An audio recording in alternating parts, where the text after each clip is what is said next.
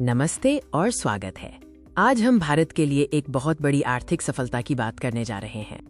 भारत ने वित्तीय वर्ष 2025-2026 में निर्यात के क्षेत्र में एक नया और अभूतपूर्व रिकॉर्ड बनाया है।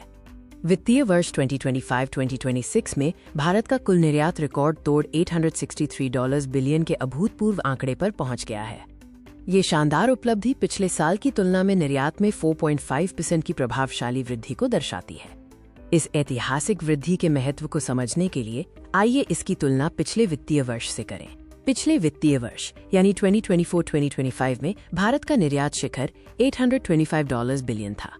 इस नए रिकॉर्ड ने पिछले साल के शिखर को पार करते हुए लगभग $40 बिलियन की महत्वपूर्ण वृद्धि दर्ज की है। ये एक बड़ा कदम है।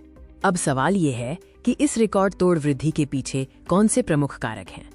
इंजीनियरिंग सामान, इलेक्ट्रॉनिक्स, फार्मास्यूटिकल्स और कपड़ा जैसे क्षेत्रों ने इस वृद्धि में उल्लेखनीय योगदान दिया है।